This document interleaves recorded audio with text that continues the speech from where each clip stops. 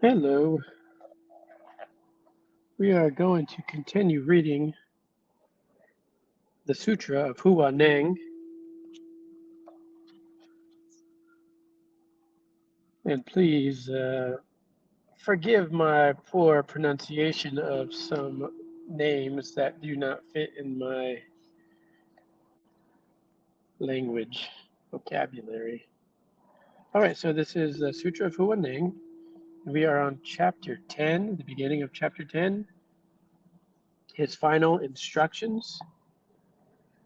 One day the patriarch sent for his disciples Fa-hai, Chi-che-eng, Fa-ta, Shen-hui, Chi-che-ang, Chi-tung, Chi-che-e, Che-tao, Fa-chen, Fa-ju, and so on, and address them as follows. You are different from the common lot. After my entering into nirvana, each of you will be the dhyana master of a certain district. I am therefore going to give you some hints on preaching so that you may keep up the tradition of our school. First, mention the three categories of dharmas, and then the 36 pairs of opposites in the activities of the essence of mind. Then teach how to avoid the two extremes of coming in or going out. In all preaching, stray not from the essence of mind. Whenever a man puts a question to you, answer him in antonyms, so that a pair of opposites will be formed, such as coming and going. When the interdependence of the two is entirely done away with, there would be, in the absolute sense, neither coming nor going. The three categories of dharmas are skandhas, aggregates, ayatanas, places of meeting, and dhatus, factors of consciousness. The five skandhas are rupa, matter, vedanya, sensation, samjana, perception, samskara, tendencies of mind, and vijnana, consciousness. The 12 ayatanas they are separated in 6 sense objects, external, 6 sense organs, internal. The 6 sense objects are object of sight, object of hearing, object of smell, object of taste, object of touch, object of thought. 6 sense organs: organ of sight, organ of hearing, organ of smell, organ of taste, organ of touch, organ of thought. The 18 dhayatas are the 6 sense objects, 6 sense organs, and 6 recipient vijnanas, consciousness. Since the essence of mind is the embodiment of all dharmas, it is called the alaya vijnana, repository consciousness. But as soon as the process of thinking or reasoning is started, the essence of mind is transmuted into various vijnanas. When the 6 recipient vijnanas come into being, They perceive the six sense objects through the six doors of sense. Thus, the functioning of the 18 dayatas derives its impetus from the essence of mind. Whether they function with an evil tendency or a good one upon what depends upon what mood, good or evil, the essence of mind is in. Evil functioning is that of a common man, while good functioning is that of a Buddha. It is because there are pairs of opposites inherent in the essence of mind that the functioning of the 18 dayatas derive their impetus.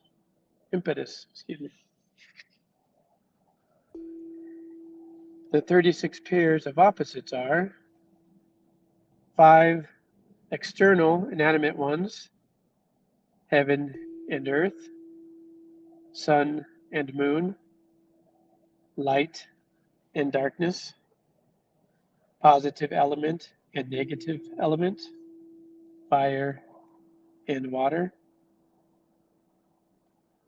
12 dharma lakshana, phenomenal objects, speech and dharma, affirmation and negation, matter and non-matter, form and without form, taints, impurity, and absence of taint, matter and void, motion and quiescence, purity and impurity, ordinary people and sages, the Sangha and the laity, the aged and the young, the big and the small.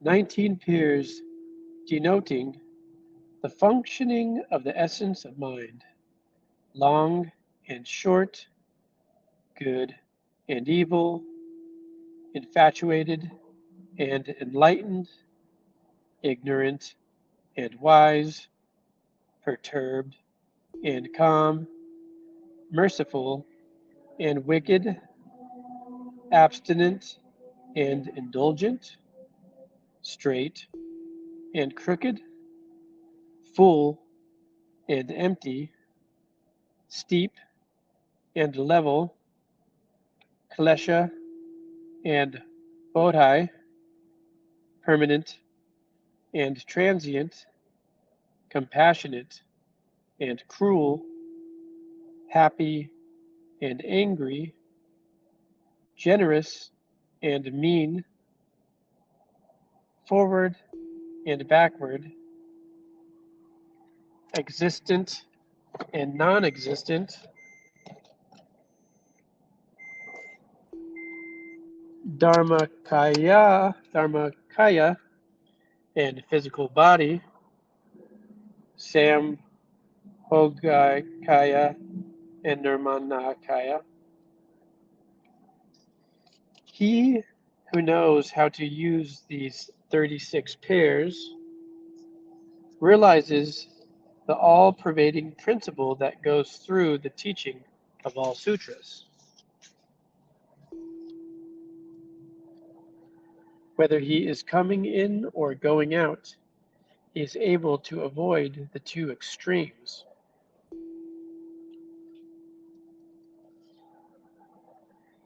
In the functioning of the essence of mind and in conversation with others, outwardly we should free ourselves from attachment to objects, and inwardly we should free ourselves from attachment to the idea of the void. To believe in the reality of objects or in nihilism results in fallacious views or intensified ignorance, respectively. A bigoted believer in nihilism blasphemes against the sutras on the ground that literature, i.e., the Buddhist scriptures, is unnecessary for the study of Buddhism. If that were so, then neither would it be right for us to speak, since speech forms the substance of literature. He would also argue that the direct method, literally the straight path, literature, is discarded. But does he appreciate that the two words is discarded are also literature? Upon hearing others recite the sutras, such a man would criticize the speakers as addicted to scriptural authority. It is bad enough for him to confine this mistaken notion to himself, but in addition, he blasphemes against the Buddhist scriptures. You men should know that it is a serious offense to speak ill of the sutras, for the consequence is grave indeed.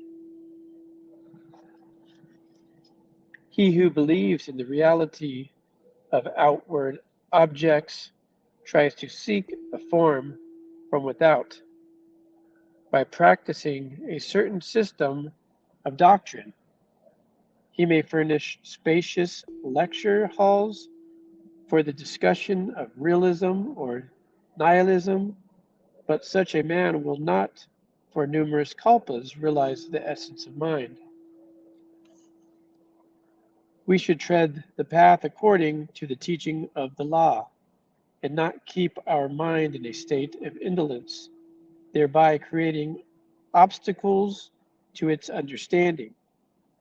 To preach or to hear the law without practicing it gives occasion for the arising in heretical views.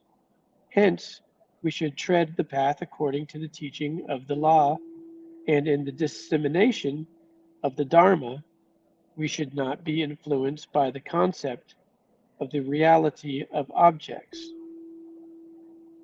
If you understand what I say and make use of it in preaching, in practice, and in your daily life, you will grasp the distinguishing feature of our school.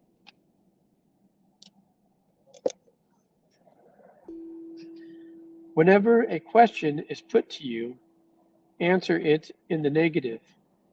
If it is an affirmation one, and vice versa. If you are asked about an ordinary man, tell the inquirer something about a sage, and vice versa. From the correlation or interdependence of the two opposites, the doctrine of the mean may be grasped. If all other questions are answered in this manner, you will not be far away from the truth. Supposing someone asks you, "What is darkness?" Answer him thus: light is the hetu, root condition, and darkness is the pratyaya, condition that brings about any given phenomena. When light disappears, darkness appears. The two are in contrast to each other. From the correlation or independence of the two, the doctrine of the mean arises. In this way, all other questions are to be answered. To ensure the perpetuation of the aim and object of our school in the transmission of the Dharma to your successors. This instruction should be handed down from one generation to another. And I think I'm going to give it a pause right there so we have a nice even place to continue next time. All right. Thanks a bunch. Have a great day.